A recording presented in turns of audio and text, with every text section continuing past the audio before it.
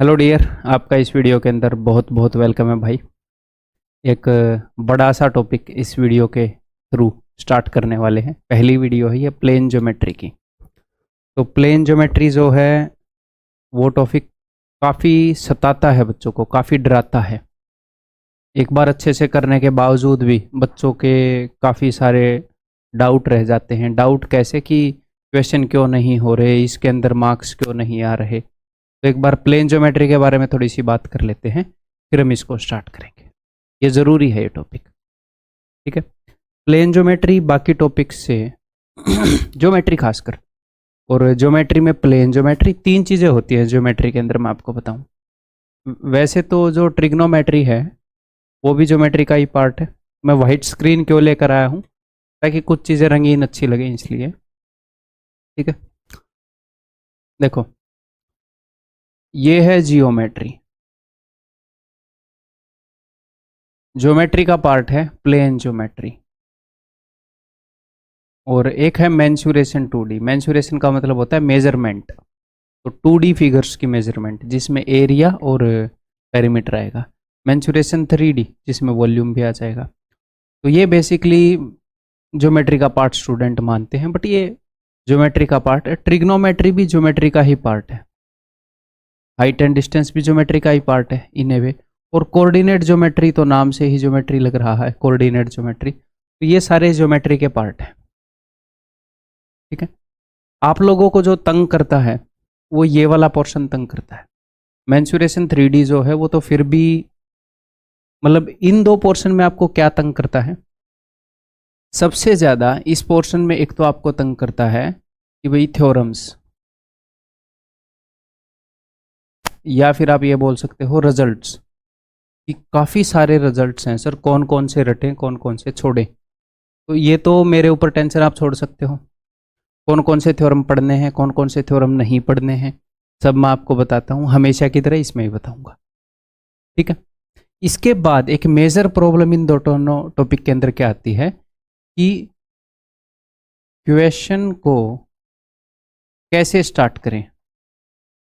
मैं बता रहा हूँ, आपने अगर एक बार ज्योमेट्री कर लिया उसके बाद भी कैसे स्टार्ट करें, कहाँ से स्टार्ट करें, कैसे, कहाँ से, इस तरह की प्रॉब्लम आपको आती है। तो दोस्त, ये बहुत ही आम प्रॉब्लम है।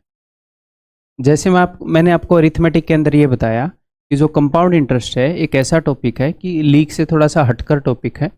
बढ़िया बढ़िया क्वेश्चन आते हैं, हैं? और जनरली रियल लाइफ में कंपाउंड इंटरेस्ट, हम कंपाउंड इंटरेस्ट ही यूज़ करते हैं, बट आप लोग आम बोलचाल की भाषा में इसे यूज़ नहीं करते हो, यानी कि ये कैलकुलेशन नहीं करते हो, क्योंकि भाई कई लोगों को ये अनकंफर्टेबल कर सकता है। तो 2 बार देख लेना, उसके बाद आप कंफर्टेबल हो जाओगे। उसके बाद आपको इसमें कोई खास दिक्कत नहीं रहेगी, अच्छे से समझ लोगे तो। नॉर्मल टॉपिक अगर एक बार देख रहे हो तो इसको 2 बार देख लेना, और जो इंस्टॉलमेंट है उसको भी एटलीस्ट 2 बार देख लेना, मैंने आपको बताया। ऐसे ही जो प्लेन ज्योमेट्री है खासकर, वैसे मेंसुरेशन 2D भी, लेकिन ये इसके क्वेश्चन फिर भी पकड़ में आ जाते हैं। तो जो प्लेन ज्योमेट्री है इसमें ये प्रॉब्लम रहती है, क्वेश्चन को कहाँ से स्टार्ट करें। तो इसकी एक हल्की सी मैं आपको हिंट दे देता हूँ, हालांकि फिलहाल उससे कोई फायदा नहीं होएगा, बट एक बार आप कर लोगे फिर आप सोचोगे कि ये प्रॉब्लम आ रही है, तब आपको मेरा ये सॉल्यूशन याद आएगा। कहाँ से स्टार्ट करें, आप कहाँ से स्टार्ट कर सकते हो? जो इन्फॉर्मेशन गिवन है उससे, या जो नहीं गिवन है उससे? जो गिवन है इससे, उससे, यानी कि एनालाइज व्हाट इज गिवन। जो भी दे रखा है उसको एनालाइज करेंगे। यार ये 2 साइड इक्वल दे रखी हैं, क्या मैंने इस ट्रायंगल के 2 साइड इक्वल वाली इंफॉर्मेशन को कहीं पर यूज किया है? मान लो आपने उसको यूज नहीं किया है, इसका मतलब वहीं पर कुछ अटक रहा है, ठीक है। तो analyse what is given and what has been used by you. Hindi में बता देता हूं कि कौन सी इंफॉर्मेशन गिवन है और कौन सी information, analyse what info is given, ऐसे बोल देते हैं। एंड व्हाट इन्फो, इंफॉर्मेशन जो आपने अभी तक यूज कर ली है। मेन इसकी लैंग्वेज पर मत जाना, मेन आप समझने की कोशिश करना। इसका सॉल्यूशन ये है इस प्रॉब्लम का, ठीक है। तो पहली बार में क्या प्रॉब्लम आएगी, जब आप प्लेन ज्योमेट्री को एक बार देख लोगे तो आपको ये सारी चीजें ही उतने अच्छे से समझ में तो आ जाएंगी, समझ में आने में 1% प्रॉब्लम नहीं होगी। बट हो सकता है सारे रूल्स उतने अच्छे से याद ना हो, टाइम पर आपको स्ट्राइक ना हो, तो सर उसके लिए क्या करेंगे आप इसके नोट्स बनाओगे, बनाने पड़ेंगे आपको, उसके बाद आप उनको रिपीट करेंगे, बार बार आप उनको लिखेंगे। प्लेन ज्योमेट्री को एक थोड़ा सा स्पेशल दर्जा देना आप, ठीक है। मैं तब तक इस माइक को दर्जा दे, खराब कर दिया, हिलता रहता है, भी हिलेगा ये है ना, वैसे चलो हिलने दे। तो जो थ्योरम्स है, रिजल्ट्स हैं, एक बार करने से आपके याद नहीं होंगे, तो आपको क्या करना पड़ेगा, उन्हें बार बार पढ़ना पड़ेगा। और जब आप 2 बार प्लेन ज्योमेट्री को कर चुके होगे फिर भी ये प्रॉब्लम आएगी, बहुत सारे क्वेश्चन हो जाएंगे लेकिन बहुत सारे क्वेश्चन में ये प्रॉब्लम आएगी मेजरली। तो उसमें आपको क्या देखना है कि जो इन्फॉर्मेशन गिवन है, अगर किसी सर्कल में ये बोल दिया कि A B is a diameter, तो क्या उस चीज़ को यूज़ कर लिया है हमने या नहीं किया है। इसका मतलब एक बार देखो उस चीज़ को कैसे यूज़ कर सकता हूँ, ठीक है, क्लियर है भाई। चलिए आगे बढ़ते हैं जी। अब प्लेन ज्योमेट्री में एक और प्रॉब्लम है, क्या प्रॉब्लम है, बहुत वास्ट टॉपिक है, तो बच्चों को ये डरा देता है। ये आपको ये लगेगा जब हम पढ़ेंगे कि सर ये ख़त्म ही नहीं हो रहा, इतना लंबा चला गया। तो आपने प्लेन ज्योमेट्री को एक सिंगल चैप्टर की तरह नहीं देखना। जब मैंने इंटरेस्ट टॉपिक को इन 3 हिस्सों में तोड़ दिया, तो आपके लिए थोड़ा अच्छा रहा ना, simple interest, compound interest, instalment. जब मैंने प्रॉफिट एंड लॉस को 2 हिस्सों में तोड़ दिया, profit and loss and discount, but है वो एक ही चैप्टर। या फिर आप ये बोल सकते हो वे 2 चैप्टर हैं बट उनको कंबाइन करके एक चैप्टर बना दिया। अगर मैं एल्जेब्रा, इक्वेशंस और सिंप्लीफिकेशन को मिला देता तो आपको ये लगता कि ये तो बहुत सारा बड़ा चैप्टर है, बट इन्फॉर्मेशन तो उतनी ही पढ़नी है। तो प्लेन ज्योमेट्री को एक टॉपिक ना मानकर आप क्या मानोगे, इसके 5-6 पार्ट हैं। पहला पार्ट है भाई साहब लाइंस एंड एंगल्स। हिंदी में मैं बोलता रहूँगा, आगे जब पढ़ाऊँगा तो ऑफकोर्स दोनों लैंग्वेज यूज होंगी, lines and angles. Then second part we have, इसके बाद आ जाएगा ट्रायंगल्स। देन ट्रायंगल्स यानी कि त्रिभुजें, क्वाड्रिलेटरल्स, चतुर्भुज, क्वाड्रिलेटरल्स। देन उसके बाद आ जाएगा जी पॉलीगन्स। उसके बाद आ जाएगा भाई सर्कल्स। ये अपने आप में ठीक ठाक टॉपिक है, एक डिसेंट से टॉपिक है। देन उसके बाद आ जाएगा जी मिसलेनियस थ्योरम्स। तो ये सब कुछ प्लेन ज्योमेट्री के अंदर है। आपने ये नहीं देखना कि सर प्लेन ज्योमेट्री टॉपिक जो है वो ख़त्म हो रहा है कि नहीं। आपने ये देखना है कि भैया 6 स्टेप्स हैं, क्या एक 2 वीडियोस के अंदर, 2 लेक्चर्स के अंदर most probably lines and angles ख़त्म हो जाएगा, फिर बहुत सारी वीडियोस में ये ख़त्म होगा। ये सबसे बड़ा टॉपिक है, ट्रायंगल सबसे बड़ा टॉपिक है और उसके बाद सर्कल सबसे बड़ा टॉपिक है, बाकी सारे छोटे छोटे टॉपिक है, ठीक है। और इन्हीं से ज़्यादा क्वेश्चन आते हैं, सबसे ज़्यादा। फिर 2 वीडियोस में, 3 वीडियोस में ये ख़त्म हो जाएगा, ऐसे ही 2 वीडियोस में ये ख़त्म हो जाएगा है, बट ये बहुत सारी वीडियोस में ख़त्म होंगे। तो आपको ये नहीं देखना कि प्लेन ज्योमेट्री अभी तक चल रहा है, अननेसेसरी अपने दिमाग पर बर्डन डालोगे, क्योंकि मैं करवाता तो वही हूँ जो सिलेबस में होता है, जो रिलेवेंट है, जो करना ज़रूरी है। तो आपने ऐसे करके चलना है, ये है प्लेन ज्योमेट्री। तो आज इसका पहला पार्ट मैं स्टार्ट कर रहा हूँ, लाइंस एंड एंगल्स, इस वीडियो के अंदर रेखाएं एवं कोण, ठीक है भाई। बड़े ही प्यार से बताऊंगा हमेशा की तरह। आपने इत्मीनान से अब तक जो मैंने आपको चीज़ें बताई, तो वो इसलिए नहीं बताई कि प्लेन ज्योमेट्री से डरो, इसके अंदर क्या क्या प्रॉब्लम्स आ सकती हैं वो मैंने बताई। डरने की 1% ज़रूरत नहीं है भाई, 1% ज़रूरत नहीं है। आप लोगों को ये कम ही तंग करेगा ये टॉपिक, जितना ये जनरली एक स्टूडेंट को करता है जो इस कंटेंट से नहीं पढ़ रहा, ये मेरी गारंटी है, ठीक है। बहुत ही आसान टॉपिक है, ये नहीं है कि मुश्किल टॉपिक है। आपको सारी चीज़ें बड़े ही प्यार से समझ में आएंगी, बहुत ही मज़ेदार तरीके से मैं आपको बताऊंगा, ठीक है। 1% भी टेंशन नहीं लेनी आप, ठीक है, 1% भी डिफिकल्ट नहीं होएगा। चलिए जी स्टार्ट करते हैं फिर। लाइंस एंड एंगल्स, जो भी आपने नोटबुक में, वैसे नोटबुक में तो अभी मत ही लिखो, है ना, नोट्स मैंने बोला बाद में ही बना लेना। एक सेपरेट नोटबुक है जहाँ पर आप क्वेश्चन करेंगे, क्वेश्चंस को लिखेंगे नहीं, क्वेश्चन नहीं लिखने ब्रो, पीडीएफ का प्रिंट आउट निकलवा लो, ठीक है। हाँ, नोट्स आप अलग से एक नोटबुक में लिख सकते हो, लेक्चर के बाद लिख सकते हो, बहुत सारे तरीक़ों से बनाए जा सकते हैं, क्विक रिवीजन पॉइंट से बनाए जा सकते हैं, ठीक है। तो चलिए जी स्टार्ट करते हैं। सबसे पहले बेसिक टर्मिनोलॉजी। तो ये बेसिक चीज़ें हैं जो अपनी एनसीईआरटी के अंदर भी हैं, तो आपको इनकी डेफिनेशन पता होनी चाहिए। आज तक पॉइंट की डेफिनेशन पूछी नहीं है, बट अगर वो पूछ ले तो वो इरिलेवेंट नहीं हो जाएगी, वो रिलेवेंट रहेगी। तो ऐसे कवर करते हुए चलूँगा मैं सारी चीज़ों को, ताकि हमारे सिलेबस के हिसाब से पूरी प्लेन ज्योमेट्री कवर हो जाए। एक भी क्वेश्चन, एक भी कंसेप्ट कहीं से आपको करने की ज़रूरत ना रहे, ठीक है। तो पॉइंट क्या होता है? पॉइंट होता है ये, ठीक है। ये तो मैंने ऐसे करके बनाया आपको दिखाने के लिए, अदरवाइज ये होता है पॉइंट, ठीक है। तो पॉइंट की डेफिनेशन क्या होगी? पॉइंट की डेफिनेशन होगी a circle with zero radius, ये बोल सकते हो, या फिर आप एक बोल सकते हो ए डायमेंशन लेस फिगर। फिगर यानी कि एक आकृति, एक ऐसी आकृति जो डायमेंशन लेस है, यानी कि जो विमाहीन है।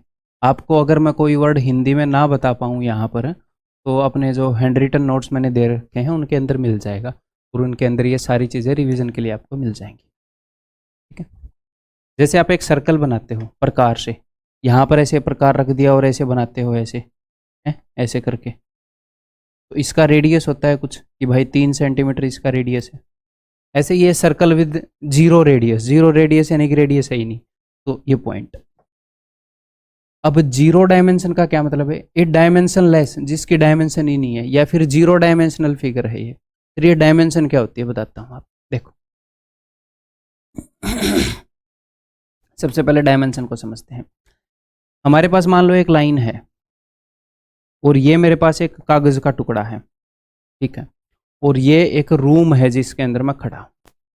आपके फ़ोन की स्क्रीन जो है वो 2D है, बट ठीक है, आप इतना तो इमेजिन कर ही पाओगे, ठीक है। ये जो लाइन है इसको बोलते हैं one dimensional figure. One dimensional figure यानी कि आपको मूव करने के लिए एक ही डायमेंशन है, ये वाली है। आप बोलोगे सर दो डायरेक्शन है, मैं डायरेक्शन, दिशाओं की बात नहीं कर रहा, डायमेंशन। आप सिर्फ एक्स एक्सिस पर जा सकते हैं, वाई एक्सिस पर नहीं जा सकते। जैसे यहां पर घूमने के लिए आपके पास दो डायमेंशन है, एक तो ये और एक ये, इनसे एक पूरा इलाका बन जाता है। ये क्या है? ये एक आपकी नोटबुक का कागज, नोटबुक के कागज में अगर आप ध्यान से देखोगे वो एक प्लेन है, एक प्लेन सरफेस है, उसमें आप पेन को ऐसे हवा में नहीं उठा सकते, उस कागज पर ही लिख सकते हो, तो उसको बोलते हैं टू डायमेंशनल चीज। थ्री डायमेंशनल चीज का आपका रूम, आप फर्श पर भी चल सकते हो, आप उछल भी सकते हो, ऐसे कहीं पर भी रैंडमली जा सकते हो, तो ये है 3 डायमेंशन। 4 डायमेंशन में आगे कुछ नहीं होता, ठीक है, टोटल 3 डायमेंशन होती है। इसके अलावा और क्या डायमेंशन लाओगे? हर जगह हम मूव तो होने लगे, ठीक है, फिजिकली और कोई डायमेंशन नहीं होगी। अब बोल दो 4th डायमेंशन में टाइम है, 5वीं में स्पेस है, फिजिकली कोई मूवमेंट के लिए और कोई डायमेंशन नहीं बची है। अब और फैक्टर्स आप रिकॉर्ड करते हो रहो वो अलग बात है, ठीक है। तो 3 डायमेंशन होती है। तो लाइन को मैं ऐसे मेजर कर सकता हूँ फीते से। अब एक और बात बताऊं, जैसे लाइन की आप एक ही मेजरमेंट ले सकते हो कि भैया कितनी लंबी है, तो आप बोलोगे यार 10 सेंटीमीटर लंबी है, बस। अगर आपने किसी लाइन के बारे में कुछ बताना है तो आपको सिर्फ एक चीज़ बतानी है, क्या? 10 सेंटीमीटर लंबी है। लेकिन ऐसे ही किसी रेक्टेंगल के बारे में बताना है तो आप क्या बताओगे? भैया 5/3 का है, 5 सेंटीमीटर लंबा है, 3 सेंटीमीटर चौड़ा है, तो ये 2 डायमेंशन है। अगर डायमेंशन ऑफ ए रेक्टेंगल बोला जाए, डायमेंशन ऑफ ए आयत, तो यही होंगी उसकी लंबाई और चौड़ाई। ऐसे ही 3D में है आपका रूम, जैसे मेंसुरेशन 3D के अंदर आप पढ़ोगे क्यूबॉइड, जो आपका कमरा है, इसमें लेंथ, ब्रेड्थ और हाइट होंगी, ये इसमें 3 डायमेंशन। तो ऐसे ही पॉइंट में मेजर करने के लिए कुछ है ही नहीं, ना इसकी कोई लंबाई है, ना इसकी कोई चौड़ाई है, ना इसकी कोई ऊंचाई है, अब आप बोल सकते हो कि सर कुछ तो चौड़ाई होएगी ही ना, वो तो मैंने इस पेन से ऐसे मार दिया, बहुत ही छोटा एक एटम के साइज का पेन ला लो, मिनिमम पॉइंट मीन्स जस्ट ये जगह है, उसकी ना कोई लंबाई है ना चौड़ाई है, मैथमेटिकली बता रहा हूं, ऐसे तो कुछ लंबाई चौड़ाई होएगी। ठीक है, तो ये पॉइंट की अपनी डेफिनेशन है। तो पॉइंट होता है मेरे भाई 0 डायमेंशन की एक फिगर। तो लेकिन अगर मैं एक पॉइंट को, अगर मैं ऐसे इसी पॉइंट को रिपीट करता रहूं और बहुत सारे ऐसे पॉइंट बना दूं, मैं कुछ नहीं कर रहा, देखो मैं ऐसे टिक टिक टिक टिक टिक टिक कर रहा हूं, अगर मैं बहुत सारे पॉइंट्स को रिपीट कर दूंगा ऐसे, तो क्या बन जाएगा, आपको स्क्रीन पर दिख रही है, एक लाइन बन जाएगी। तो 0 डायमेंशन की बहुत सारी फिगर्स को ऐसे रिपीट करके एक 1 डायमेंशन की फिगर बन जाएगी, लाइन। इसको ऐसे रिप्रेजेंट करते हैं, पॉइंट को ऐसे रिप्रेजेंट करते हैं। ठीक है, ये एक लाइन है, एक रेखा है, इसकी 1 डायमेंशन है। देन अगर मैं बहुत सारी लाइंस को ऐसे रिपीट कर दूं, ये एक लाइन, फिर इसके ऊपर एक और लाइन, फिर एक और लाइन, फिर एक और लाइन, और मैं करता ही रहूं, संडे का दिन हो, कोई रोकने वाला ना हो। ठीक है, तो ये क्या बन जाएगा, ऐसे करके एक रेक्टेंगल बन जाएगी। तो जब आप 1 डायमेंशन की बहुत सारी फिगर्स को रिपीट करोगे तो क्या बन जाएगा, एक 2 डायमेंशन की फिगर बन जाएगी, जो कि है एक प्लेन पेपर मान लो। ठीक है, एक प्लेन, एक समतल, जैसे आपकी नोटबुक का पेपर है, जैसे आपकी फ़ोन की स्क्रीन है। ठीक है, तो ये है एक समतल, तो समतल ऐसे 2 डायमेंशन का होएगा, एक 2D फिगर है। आपको फिगर समझा रहा हूँ, बेसिक चीज़ें। कल को मान लो क्वेश्चन बताते हुए ये चीज़ यूज़ हो जाए, फिर समझ में नहीं आएगा आपको क्वेश्चन। ठीक है, नेक्स्ट है लाइन। 3 तरह की होती हैं, एक तो लाइन और एक रे और एक लाइन सेगमेंट। इनमें फ़र्क क्या है मैं आपको बताता हूँ। देखो, अगर मैं आपको बोलता हूँ there is a line A B, इस लाइन की लंबाई कोई फिक्स नहीं है, इसको आप दोनों तरफ बढ़ा सकते हो, ए और बी इसके ऊपर पॉइंट है, ये मतलब डेफिनेशन के अंदर। ठीक है, तो सर रे क्या होती है, रे होती है किरण। तो सूरज की जो किरण है, आपको ध्यान हो, सूरज की किरण एक ही तरफ बढ़ सकती है बस, जो किरण जिस डायरेक्शन में बढ़ रही है इस डायरेक्शन में नहीं बढ़ सकती। तो किरण क्या होगी, इसमें तो दोनों तरफ तीर का निशान होएगा, लाइन में किरण के अंदर एक ही तरफ तीर का निशान होएगा, ये एक ही तरफ बढ़ सकती है बस, इस तरफ नहीं बढ़ सकती। अगर एक किरण है ए बी, तो ये एक ही तरफ नहीं बढ़ सकती, है उसी तरफ बढ़ सकती। देन तीसरा है लाइन सेगमेंट। सेगमेंट का मतलब होता है दोस्त टुकड़ा, एक पार्ट। सेगमेंट एक हिस्सा, रेखा का खंड, रेखा का एक पार्ट। तो अगर मैं एक लाइन है और इसको कैंची से लेकर ऐसे काट दूं कि कच, यहाँ पे ए और यहाँ पे काट दूं ऐसे, यहाँ पे बन गया बी, तो अब इसका जो बढ़ने वाला हिस्सा था वो खत्म हो गया मान लो। इसको बोलते हैं लाइन सेगमेंट। लाइन सेगमेंट किसी भी डायरेक्शन में नहीं बढ़ सकती, इसको एक्सटेंड नहीं किया जा सकता। ठीक है, ये इसकी बेसिक डेफिनेशन है मेरे भाई। क्लियर है, समझ में आ गई? आगे बढ़ते हैं। नेक्स्ट अपने पास है जी कोण।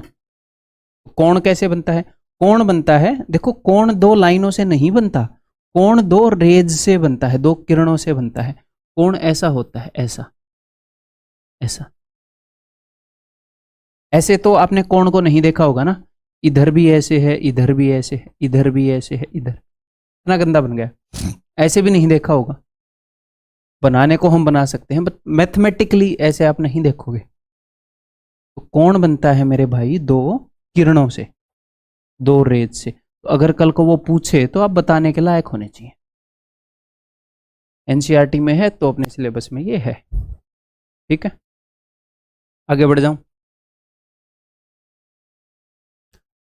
तो कोण कैसे बनता है, कोण बनता है 2 किन से, रेज से, 2 रेज से। ये रेज हैं, 2 किरण हैं,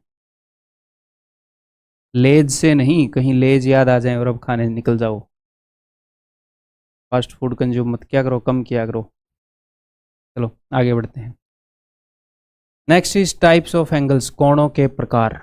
तो एक तो होता है भाई जीरो एंगल। जीरो एंगल का क्या मतलब है, देखो अगर मैं कोई भी एक एंगल बनाऊंगा ऐसे, तो सपोज ये 30 डिग्री का एंगल है, तो 30 डिग्री का कोई एंगल है या फिर कोई एंगल है 60 डिग्री का। इसका मतलब क्या है?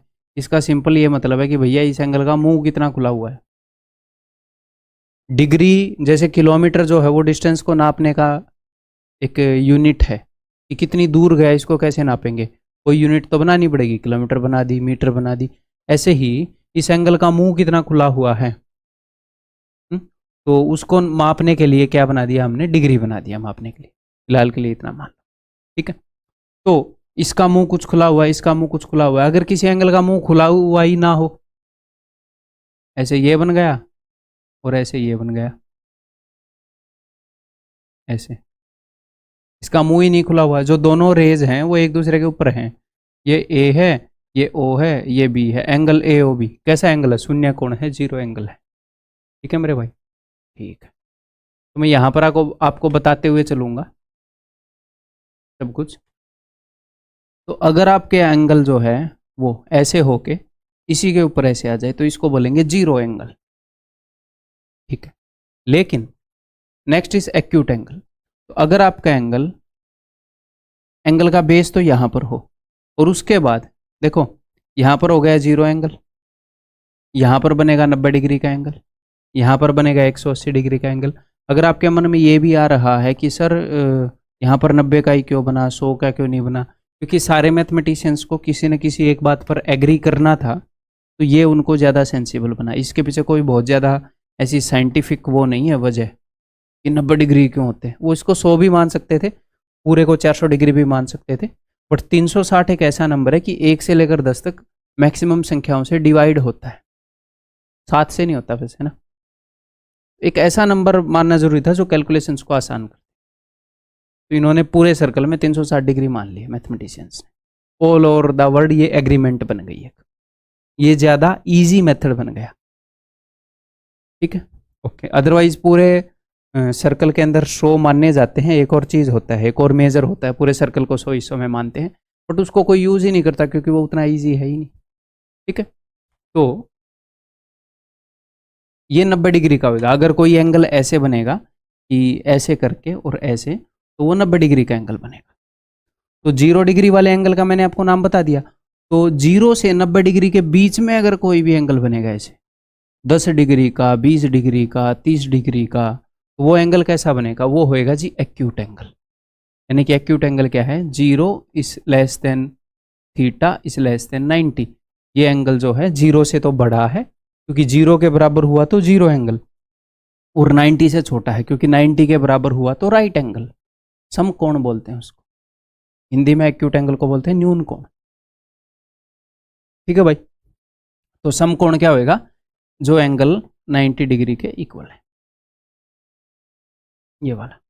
ऐसे ही अगर एंगल 90 से बड़ा हो जाए, 95 डिग्री का हो जाए, 100 डिग्री का हो जाए, 120 डिग्री का हो जाए, 170 डिग्री का हो जाए, 180 डिग्री का होने से पहले इस रेंज के अंदर एंगल को, इस रेंज के अंदर बोलते हैं एक्यूट, न्यून कोण। एग्जैक्टली इसके ऊपर बोलते हैं राइट एंगल, समकोण। और इस रेंज के अंदर बोलते हैं ऑब्ट्यूस, अधिक कोण। 180 डिग्री तक, 180 डिग्री पर नहीं, 90 डिग्री तक, 89.99 acute angle, 90 degree right angle, समकोण, ठीक है। ऐसे ही 90 से आगे से स्टार्ट होके और इस रेंज के बीच में, यहां पर भी इस रेंज के बीच में, ये होएगा ऑब्ट्यूस, अधिक कोण, ठीक है मेरे भाई। तो सर एग्जैक्टली 180 डिग्री पर क्या बोलेंगे? एक तो मुझे एक बात बताओ, 180 डिग्री का एंगल दिखेगा कैसा? 180 डिग्री का एंगल दिखेगा ऐसा,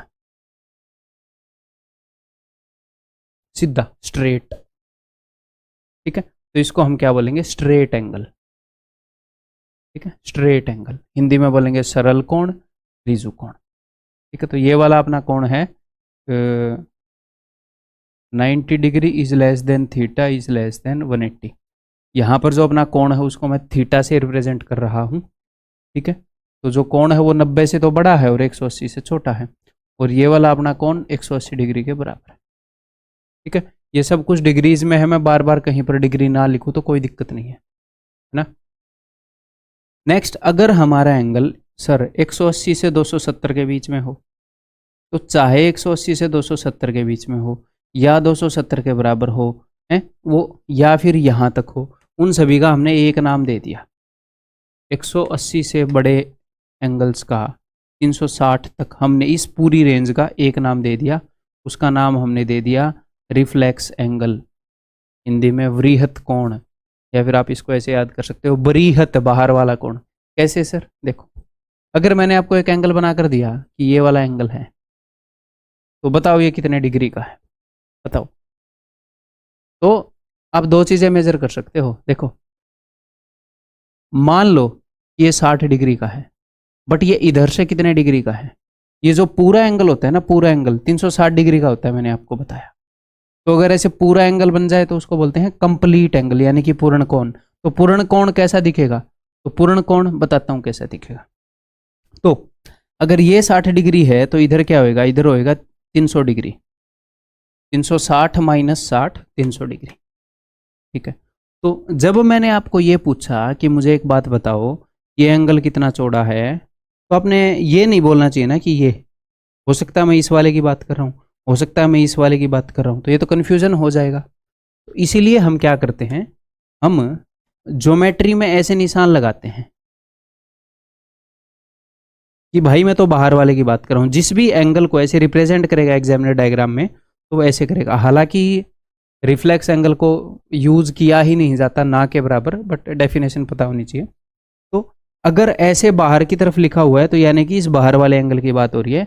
या फिर मान लो ये एंगल है AOB, तो एंगल AOB बोलूंगा तो हमेशा मैथमेटिकली हम छोटे वाले को ही कंसिडर करेंगे। अगर कोई भी बोलेगा एंगल AOB, तो angle AOB is equal to 60 degree, बस खत्म बात। 300 डिग्री वाले को नहीं मानेंगे। रिफ्लेक्स एंगल AOB या फिर बृहत कोण AOB बराबर है 300 डिग्री। तो ये वर्ड लिखा हुआ मिलेगा कि हम रिफ्लेक्स वाले की बात कर रहे हैं। रिफ्लेक्स एंगल होता क्या है? रिफ्लेक्स एंगल होता है कि मान लो ये लाइन है, अगर मैंने इसके मुंह को इतना ही रहने दिया तो 0 डिग्री का एंगल, 90 के बीच में खोला तो कितना हो गया? मान लो ये 90 वाला है, 90 के बीच में खोला तो कितना हो गया? Acute angle. 90 के बराबर खोला तो राइट एंगल। अब ऑब्ट्यूस एंगल, अब कितना हो गया? Straight angle. यहाँ से स्टार्ट हुआ था मैं, स्ट्रेट एंगल, अब रिफ्लेक्स एंगल। तो जब ये कोण ऐसा होगा तो उसको ऐसे बनाना पड़ेगा कि भैया मुंह जो है, रिफ्लेक्स एंगल का क्या मतलब है? ये रेज जहां से स्टार्ट हुई थी, इसका मुंह जो है, अगर आप इन दोनों को मानोगे, इसका मुंह जो है, मैं अपने आगे कर लूँ, इसका मुंह जो है वो ज़्यादा खुल चुका है 180 डिग्री से, रिफ्लेक्स एंगल। ऐसे ही अगर इसका मुंह ऐसे पूरा खुलकर ऐसे चला जाए तो उसको हम क्या बोलेंगे? इसको हम बोलेंगे कंप्लीट एंगल। ऐसे रिप्रेजेंट होएगा कि जो रे थी वो ऐसे पूरी घूम के, ऐसे पूरी घूम के वापस चली गई। तो ये सारे एंगल के टाइप्स हैं जो हमें स्कूल में भी सिखाए जाते हैं, या सिखाए जाने चाहिए, नहीं सिखाए गए अगर आपको, ये सब हमें पता होने चाहिए। आगे बढ़ जाऊं मैं। नेक्स्ट करते हैं मेरे भाई, एंगल्स इन पैरेलल लाइंस। तो यहाँ पर ये जो लाइनें हैं, इनको मैंने पैरेलल अज्यूम कर लिया कि ये एक दूसरे के पैरेलल हैं। अगर ये पैरेलल नहीं होंगी तो क्या होगा वो ही मैं बता दूंगा। मान लो इन लाइन का नाम मैं ऐसे भी दे सकता हूँ कि लाइन AB, या फिर ऐसे भी दे सकता हूँ कि line L, line M। Line ये है एक ट्रांसवर्सल। अगर कोई लाइन ऐसे दो लाइनों को काट रही है तो उसको इंग्लिश में बोलते हैं ट्रांसवर्सल, हिंदी में तिर्यक रेखा। तो इसका नाम हम T ही दे देते हैं, ट्रांसवर्सल T। और ये दोनों एक दूसरे के पैरेलल हैं, तो पैरेलल लाइनों को ऐसे रिप्रेजेंट करते हैं ऐसे। अगर दो लाइनें एक दूसरे के पैरेलल हैं तो इनको ऐसे रिप्रेजेंट करते हैं। दोनों के ऊपर दो तीर है, यानी कि ये दोनों आपस में पैरेलल है, ये दोनों आपस में पैरेलल है। ठीक है। हिंदी में पैरेलल को बोलेंगे समांतर, समानांतर या समांतर, जिनके बीच में सम अंतर हो, इक्वल डिस्टेंस हो। यहां पर भी 5 सेंटीमीटर का, तो यहां पर भी 5 सेंटीमीटर का। देखो हिंदी कितनी प्यारी है, जिनके बीच में समान अंतर हो, लगातार एक दूसरे को इंटरसेक्ट ना कर रही हो। इंटरसेक्ट कर ही नहीं पाएंगे फिर। ठीक है जी। आगे बढ़ते हैं। इक्वेशंस में आपको बताया है मैंने 3 तरह की लाइनें हैं, पैरेलल, इंटरसेक्टिंग, कोइंसिडेंटल। ठीक, तो सबसे पहले यहाँ पर आपको पता होना चाहिए कोरस्पॉन्डिंग एंगल्स क्या होते हैं। संगत कोण बताता हूँ किन की बात कर रहा हूँ। मैं इन एंगल्स को नाम दे रहा हूँ, एंगल 1, एंगल 2, एंगल 3, एंगल 4, ऐसे करके। ठीक है, तो यहाँ पर कोरस्पॉन्डिंग एंगल कौन कौन से हैं पता है? Angle 1 and angle 5। आप खुद मेरे को बताना इनके बीच में समानता क्या है। और दोस्त मैं इस तरीके से बता रहा हूँ कि जैसे बेसिक से एक बच्चे को बताना चाहिए। जनरली ये आप लोगों को पता होगा स्कूल से, तो आप वीडियो की स्पीड को तेज कर सकते हो, वैसा आपके पास बटन है। बट ऐसा बटन तो नहीं है ना कि एक्सप्लेन बेटर फोन के अंदर, क्योंकि मैं तेज तेज बता दूं तो फिर अगर कोई बच्चा चाहे कि सर अच्छे से बता देते, ऐसा कोई बटन नहीं है। बट सर तेज से बता देते, ऐसा बटन है। तो ये मत कंप्लेन क्या करो कि मंदा चल रहा है, फिर आप गुस्सा खाने के हकदार हो। तेज आप कर सकते हो, मंदा भी आप कर सकते हो, तो स्पीड की कंप्लेन बनती नहीं। पंखे को कंप्लेन करते हो मंदा चल रहा है, तू तेज चला कर, तेज मंदा कर लेते हो, ऐसे ही वीडियो को भी कर लिया करो। ठीक, तो एंगल 1 एंड एंगल 5 कोरस्पॉन्डिंग है, तो इनके बीच में समानता देखते जाओ, मैं यहाँ पर लिखता जाऊंगा।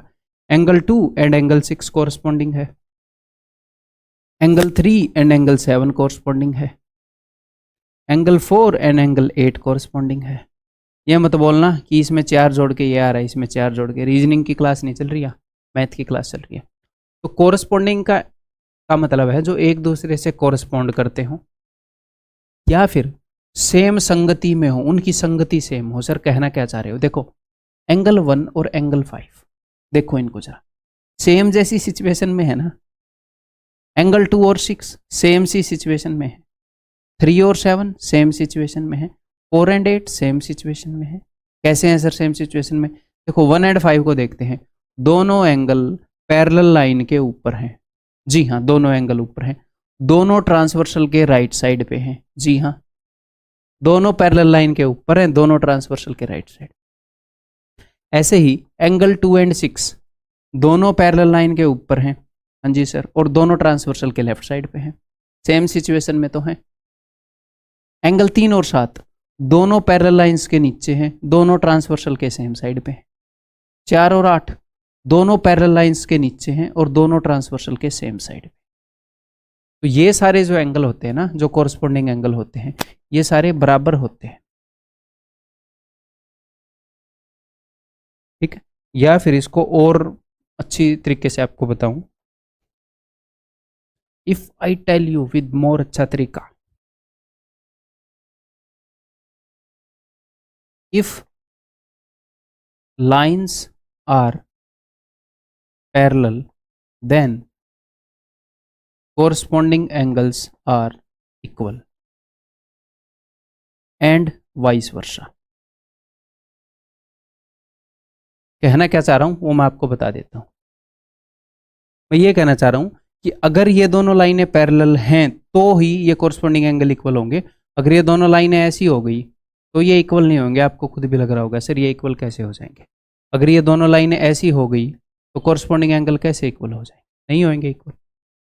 ठीक है, तो मैं ये बोल सकता हूँ कि अगर लाइनें पैरेलल हैं तो इसका मतलब कोरस्पॉन्डिंग एंगल इक्वल है। इसका उल्टा भी बोल सकता हूँ कि अगर कोरस्पॉन्डिंग एंगल इक्वल हुए, कहीं पर हमने डायग्राम बनाया और कोरस्पॉन्डिंग एंगल इक्वल मिले, ऐसे बंदे ने ये नहीं बताया कि लाइनें पैरेलल हैं, बट उसने बताया कि ये वाला और ये वाला एंगल इक्वल है, तो हम बोल सकते हैं ब्रो लाइनें पैरेलल होंगी। क्यों? क्योंकि कोरस्पॉन्डिंग एंगल इक्वल है।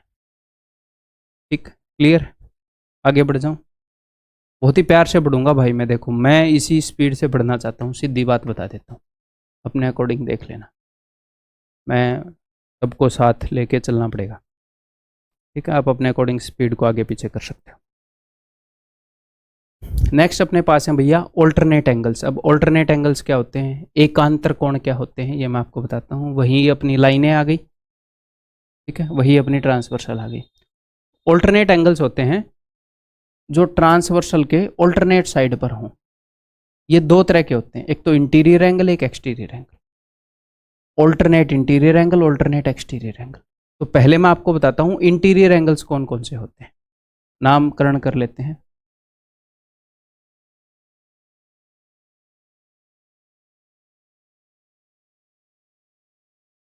ठीक है, तो इंटीरियर एंगल कौन से होंगे, जो आप खुद बताओ कौन से हो सकते हैं, आपको क्या लग रहा है? जो पैरेलल लाइंस के बीच में है इंटीरियर एंगल्स हैं, angle 3, angle 4, angle 5 and angle 6। Exterior angle कौन से हैं? एक्सटीरियर एंगल है भैया यहाँ पर angle 1, angle 2, angle 7 and angle 8, जो पैरेलल लाइंस के बाहर है। क्लियर है? अब ऑल्टरनेट एंगल्स कौन से होते हैं? ऑल्टरनेट एंगल्स होते हैं कि जो ट्रांसवर्सल के अलग अलग साइड पे हों। एक तरफ है 1 4 5 8, एक तरफ है 2 3 6 8। यहां पर मैं बात कर रहा हूं ऑल्टरनेट इंटीरियर एंगल्स की।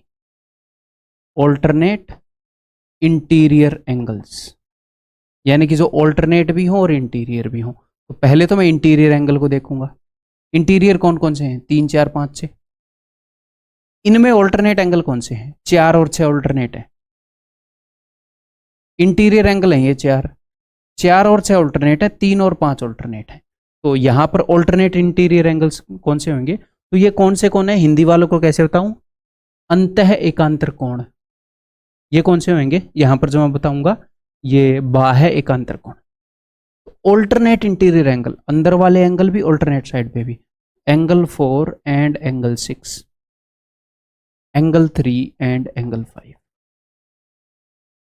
इनके ऊपर भी डिट्टो सेम कहानी यूज होएगी। क्या कि भैया अगर लाइनें पैरेलल हुई तो ये इक्वल होंगे, और अगर हमें ये कहीं पर इक्वल मिले, लाइनें पैरेलल हैं कि नहीं नहीं बताया गया, तो ये भी साबित हो जाता है कि लाइनें पैरेलल है। ठीक है, अगर लाइनें पैरेलल हुई तो ऑल्टरनेट इंटीरियर एंगल बराबर होंगे। आपको खुद भी फील हो रहा होगा कि सर ये तो हाँ, ये देखो ये कितना बड़ा है तो ये भी बड़ा है, ये कितना छोटा है तो ये भी छोटा है। फील हो रहा होगा, बचपन में जब आपने किए तो भी फील हुआ होगा। ओके जी, नेक्स्ट। अब मैं बात कर रहा हूं भाई ऑल्टरनेट एक्सटीरियर एंगल्स। ठीक है, एकांतर बाह्य कोणों की। ठीक, तो ये कौन से होंगे? एक्सटीरियर एंगल्स हों और ऑल्टरनेट भी हों। तो एक्सटीरियर एंगल है 1 2 7 8, 1 और 7 ऑल्टरनेट है, एक उधर है ट्रांसवर्सल के, एक उधर है। Angle 1 and angle 7, angle 2 and angle 8। और यहाँ पर ये गंदे गंदे लॉजिक मत लगा देना, इनमें 2 का गैप है, इनमें 2 का गैप है, ऐसे मैंने एक पैटर्न में इन एंगल का नाम दे दिया तो ये नहीं है कि तुम ये बेशर्मी करते घूमोगे। तो बता रहा हूँ वो समझ लेना।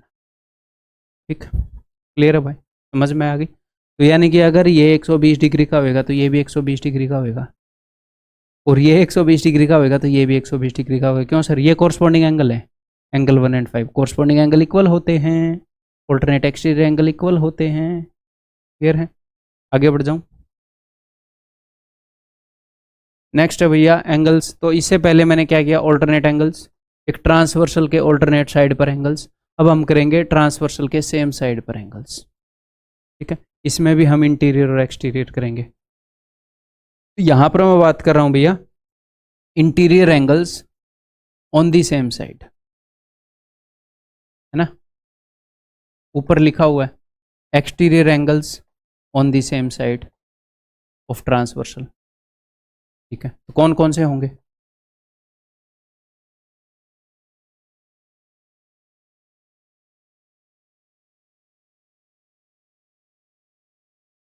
ठीक, इंटीरियर एंगल कौन से हैं? 3 4 5 6। एक्सटीरियर एंगल कौन से हैं? 1 2 7 8। ठीक है जी। और अब मैं बात कर रहा हूँ angles on the same side, तो सेम साइड पर भी हो ट्रांसवर्सल के।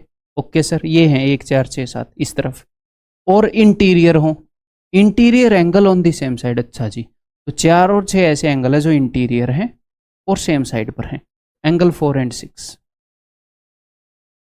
और 3 और 5 ऐसे एंगल हैं जो इंटीरियर भी हैं और सेम साइड पर भी हैं, तो इनको बोलेंगे interior angle on the same side of transversal. ऐसे ही exterior angle on the same side of transversal, sir angle 1 and 7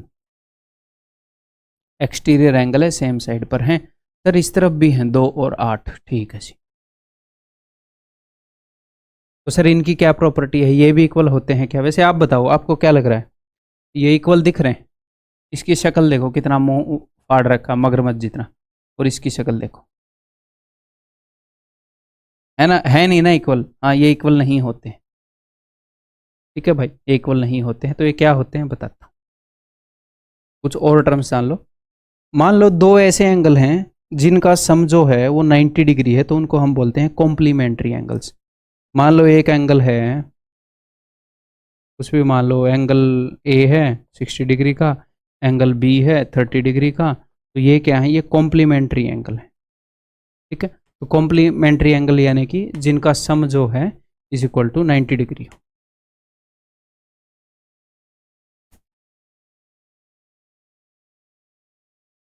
और सप्लीमेंट्री एंगल होते हैं ऐसे दो एंगल जिनका सम जो है 180 डिग्री हो। ठीक है मेरे भाई, तो इनको आप याद कैसे करोगे? देखो, जो अंग्रेजी वाले बच्चे हैं वो ऐसे याद करेंगे कि सी जो है वो पहले आता है एस से, अल्फ़ाबेट्स के अंदर, ए बी सी डी के अंदर, तो 90 डिग्री पहले आता है 180 डिग्री से गिनती में। तो कॉम्प्लीमेंट्री यानी कि 90, सप्लीमेंट्री यानी कि 180। ठीक है जी। अब हिंदी वाले कैसे याद करेंगे? इनको हिंदी में बोलते हैं पूरक और कोटि पूरक। तो सिर्फ पूरक वर्ड को याद रखो, पूरक। कोटि तो अलग है ना, इससे, इसके साथ जुड़ा हुआ थोड़ी है। तो एक है यहाँ पर संपूरक, ये एक पूरा वर्ड है। तो संपूरक एक बड़ा वर्ड है, पूरक एक छोटा वर्ड है। तो जहां पर पूरक नाम है वहां पर 90 डिग्री, और जहां पर संपूरक नाम है वहां पर 180। क्लियर? ठीक है। तो ऐसे एंगल, ऐसे दो एंगल जिनका सम 180 डिग्री हो, उनको हम बोलते हैं सप्लीमेंट्री एंगल। तो यहां पर ये जो एंगल है ये सप्लीमेंट्री एंगल होते हैं। कैसे एंगल होते हैं? संपूरक एंगल होते हैं। कैसे एंगल होते हैं ये? संपूरक या सप्लीमेंट्री। तो एंगल 1 और एंगल 7 का सम 180 है, एंगल 4 और एंगल 6 का सम 180 है, 2 और 8 का 180 है, 3 और 5 का 180। और ऐसे बहुत सारे क्वेश्चन करेंगे। तो जब मैं एक बार आपको ये थ्योरी दे दूं तो उसके बाद आपने ये रिवाइज करनी है अच्छे से। ठीक है, आगे बढ़ते हैं भाई। Vertically opposite angles are equal. तो वर्टिकली शीर्षाभिमुख कोण बराबर होते हैं। तो ये होते क्या है बताऊं? वर्टिकली का मतलब, ये वर्टिकली वर्ड कहाँ से आया? ये वर्ड आया वर्टिसिस से, शीर्ष, शीर्ष। तो ये शीर्ष क्या होता है? अपने पास अगर कोई एंगल है, एंगल ए ओ बी, तो ये इसका वर्टिसिस है, ये इसका वर्टेक्स है। वर्टिसिस बोलते हैं प्लूरल में, इसको इसका शीर्ष बोलते हैं कोण का। अब इसके बाद है अभिमुख। अभिमुख यानी कि ओपोजिट, एक दूसरे के ओपोजिट। सर जिनके वर्टिसिस ओपोजिट हों तो ऐसे एंगल कैसे बनते हैं? जब आप दो लाइनों को काट देते हो ना तो ऐसे एंगल बनते हैं मेरे भाई। कौन कौन से एंगल की बात कर रहा हूं? इसकी और इसकी।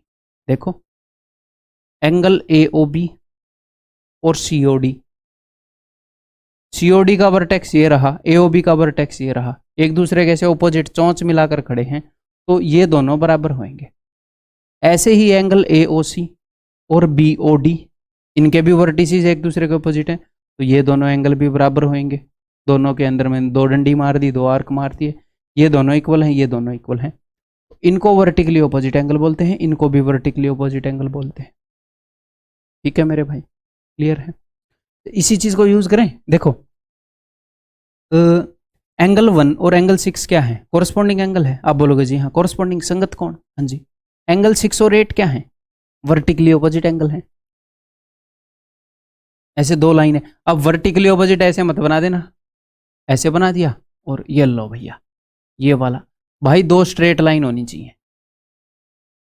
ठीक है, नहीं तो ऐसा ही डंडा लेकर आऊंगा और इतने मारूंगा, दिमाग घूम जाएगा। देखो, तो ये दो स्ट्रेट लाइन है, 6 और 8 वर्टिकली ऑपोजिट एंगल है, तो 6 और 8 भी इक्वल होने चाहिए।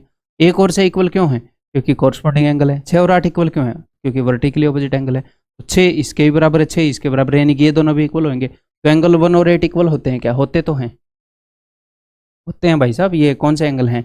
Alternate exterior angle. बाहर वाले हैं दोनों, और दोनों ऑल्टरनेट हैं।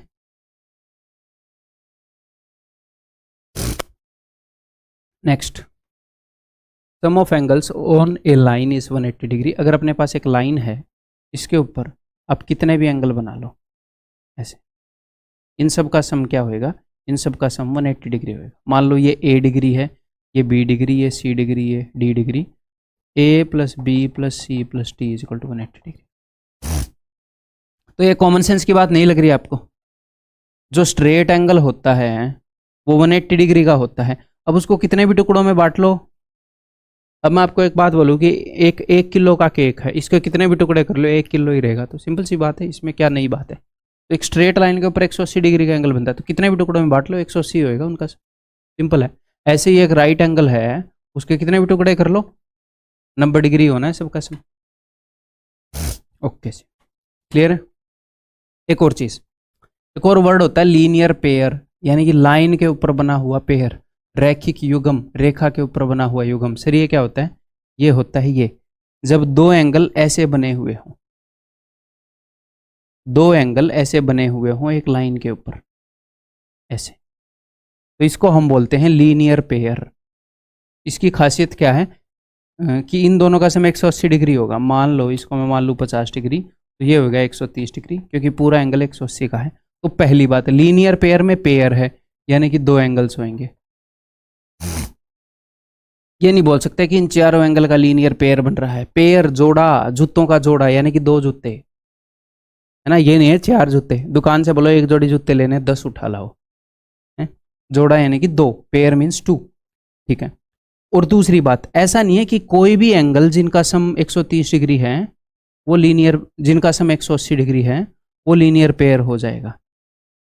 ये लीनियर पेयर नहीं है, ये लाइन के ऊपर बना हुआ पेयर है ही नहीं है, एक लाइन के ऊपर बना ही हुआ नहीं है।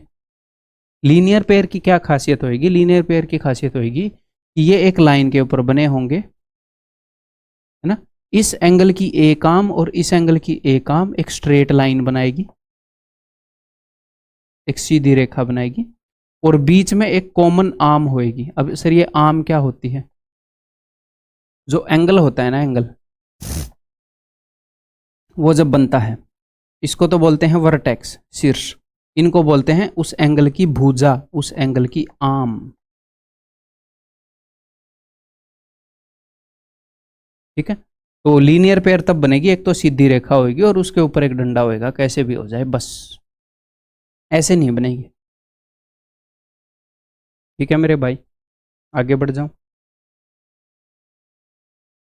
नेक्स्ट भाई, sum of angles around a point is 360 degree. तो मान लो एक स्ट्रेट लाइन है,